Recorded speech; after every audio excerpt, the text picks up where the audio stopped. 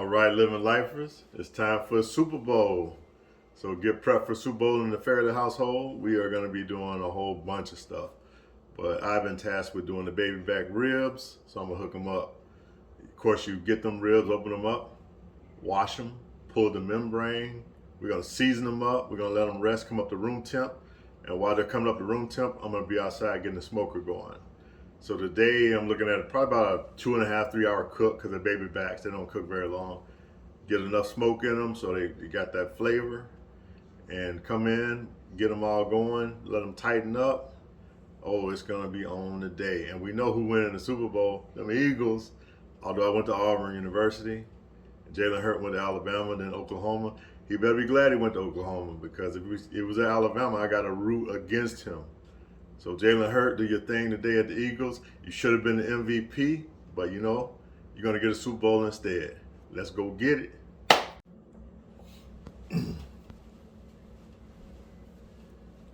All right, Living Life, I just want to show you how I do mine. And remember, food prep is, you got to be careful, especially dealing with pork and chicken and stuff like that. So I always pull the membrane. The best way for me to do it is to use a napkin, paper towel.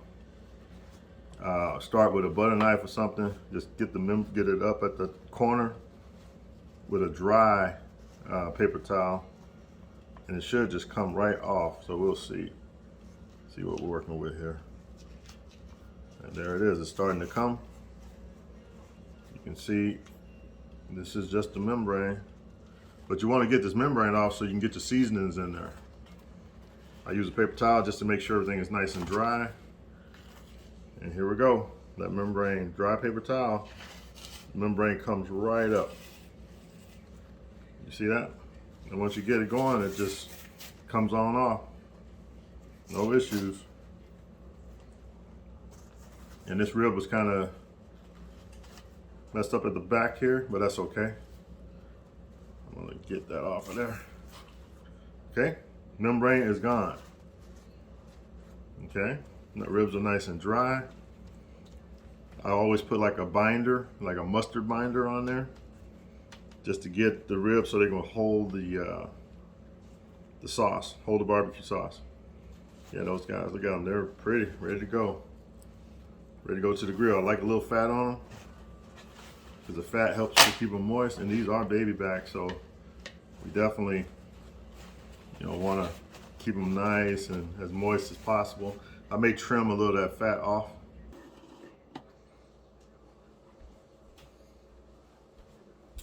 Okay, this is real simple. You don't have to go crazy with it. I'm gonna I'll use the mustard as a binder. I'm gonna use this rub. I'm almost out of it. I normally make my own rub. Salt, pepper, paprika, garlic powder, any other herbs that you like. But I'm gonna use this. It's still gonna turn out really good. It won't be salty. There's nothing like having salty ribs, and I do not like salty ribs. And as you can see, Big Daddy is on a weight loss journey. I'm trying to keep it sexy, so no salty ribs for me. Use the mustard as a binder. You don't have to go crazy with it, just enough to get it on there as a binder. This is what's gonna hold your rub on. Put on there.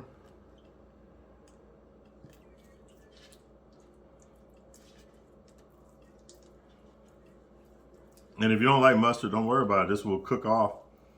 You're not going to taste this at all. Let's put our rub on it.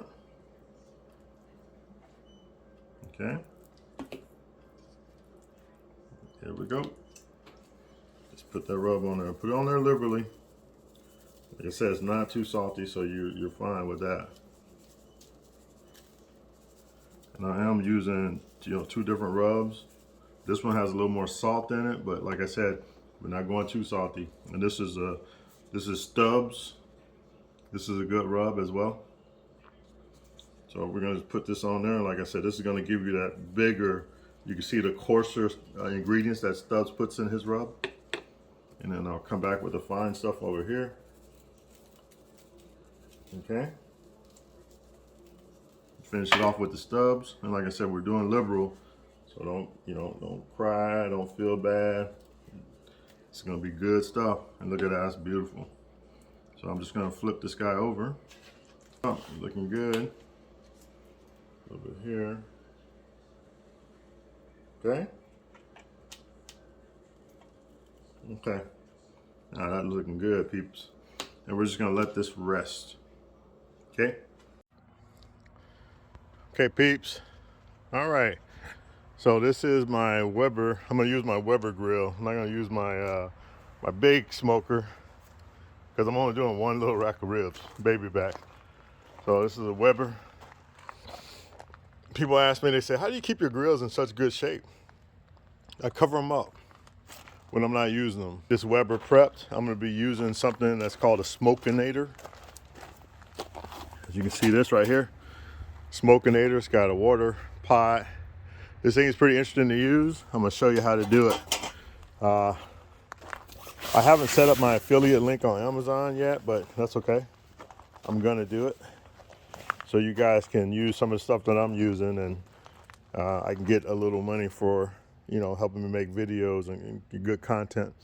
So let me get this grill going and I'll show you how we do it here. Okay, Smokinator is on the grill and it just sits on, it has tabs. One tab, there's another tab over there. It sits on those tabs and it also fits in the slot of the grill. And then you put a total of 50 pieces of charcoal in there. So what we're gonna do is we're gonna go ahead and fill this thing up with charcoal. And the way this works is it's like the worm method. You put hot charcoal on top and it'll start burning down. We're gonna put 42 pieces of charcoal in there and we're gonna light 8 and put the 8 on top. These holes that you see right here, that's for wood chips. Or I use wood. I just put the wood in there on top of the charcoals and it'll get going. Everything's gonna get hot. The grate's gonna get hot and I'll clean the grate when it's nice and hot. Pan that I just put in there, keep this thing with water in it. It will keep your temperature at about 225, 250. If you come out here and you put a thermometer in the top of the grill, or the grill thermometer is saying that it's 300 plus degrees, that means you have no water in this pan. So you're gonna have to open it up and put some water in it. So the rule of thumb is, if you're looking, you ain't cooking. So you wanna, I got this thing timed out. It will need water every 45, 50 minutes. So come outside every 45, 50 minutes, put the water in it, and it'll be good to go. So that's a very snug fit with the vent sideways. Wherever your Smokinator is, you want your vent to be opposite. So my Smokinator is gonna be on this side. I'm gonna make my vent over there, so like this. Now, you see what happens, your thermometer is directly above that Smokinator, so that thing is gonna read really high. I typically take another thermometer and put over here so I can get the actual temperature. It's actually a little warmer because the way it works is it'll be like a convection thing going with this. So this will be a little warmer, but I do not want anything over 300 degrees because what that means is I have no water in my Smokinator. Okay, let me set this up. All right, I'm gonna give you a couple hacks that you can use. Since you only need 8 pieces of charcoal to get this thing, the Smokinator, going, I have the Smokinator loaded with 42 pieces of charcoal there. And you want to make it so that your water pan can fit in the hole without sticking up, because the grate's going to go on that. But I have the grates that bend up, so it's not really a big deal. But if you don't have those grates that flip up at the ends, on the ends, you'll understand what I'm talking about. So I turn my chimney upside down. It has a little cone there that holds the small piece of charcoal perfectly, so in alignment. I'm gonna let those things get ice hot. I'm gonna set it on top of this. I'm gonna throw the wood in there. The wood will go in these holes here. I'm gonna let that thing get hot, no water, and then I'll be able to clean my my grates off. But this is a good hack. Turn your chimney upside down. And the question you're asking is, how did I get the charcoal started? Good question. To answer your question, I started it with And I hate using anything like lighter fluid or anything like that, but I did use like a cotton ball. I have a whole bunch of cotton balls that I added petroleum jelly to it, Vaseline, and I put them all in these little Ziploc bags, and those are perfect fire starters. Perfect fire starters. They work great. All right, smokinator is going, ribs are on, looking all beautiful.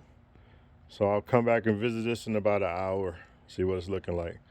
So remember I was telling you, turn the vent so that it is opposite of the smokinator, which is here.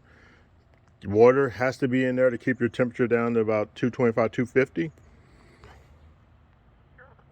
When this thing starts going good, when it gets pretty hot, I like to shut these vents down just a little bit, like I go like a pencil width right here. Vents at the bottom are wide open. Vents at the top, normally a pencil length. All right, peep, it's been roughly an hour and 10 minutes. I let it go a little bit longer. As you can see, we're hitting 300 degrees, so that's telling me that my water is probably gone. And then also, there's not a lot of smoke coming out, so the wood is probably gone as well. So we do have the worm method going on. I'm gonna open this up real quick, throw water in there, throw wood in there, close it back up, cooking again. If you're looking, you ain't cooking. Remember that. If you're looking, you ain't cooking. All the heat from this dome is gonna go out. So basically I'm gonna have to, it'll kick off again, and I'm gonna close these vents down again to a pencil size. Okay, here we go. So as you can see, remember I told you 300 degrees, water's gonna be gone, water is gone. Meat is still cooking, looking good, looking pretty. I'm gonna put wood in there, let's see if it's gonna fit here. I use little smaller pieces, there you go. Got that, put that in there as well. And put in that water in there. That temperature is gonna come back down, to about 200 degrees, 220, 250 degrees. So, all right, let me close the vent just a little bit and let this thing do what it do. All right, peeps. It's been almost an hour. Look at that temperature. Look at that temperature. 225. That's what I'm talking about. Now this bad boy is nice and warm. It's doing what it's supposed to do. Not a lot of smoke coming out, which is okay. So let me get back. I'm gonna open this guy up. See what it's looking like. Looking good. She is looking very good. That looks good. Water's looking good. Charcoal's looking good. Like I say, when you use a smokinator, you can literally burn for about 3 hours without having to do anything to the coals. So I'm not gonna do anything to the coals. I'm gonna add more water. And I'm gonna let this baby go a little bit longer. I just flipped it around so we can get more heat on this side. And it's got a nice little bend to it. It should be almost there. Look at that. Just come apart. So this isn't competition style. I don't mind my stuff coming apart. All right, living lifers, here it is. Super Bowl food. And what you're not seeing, and I'll get that to you later, is the ribs and the pulled pork for the pulled pork sliders. This is just for two people. Leva and I, Leva put it down. Leva puts it down.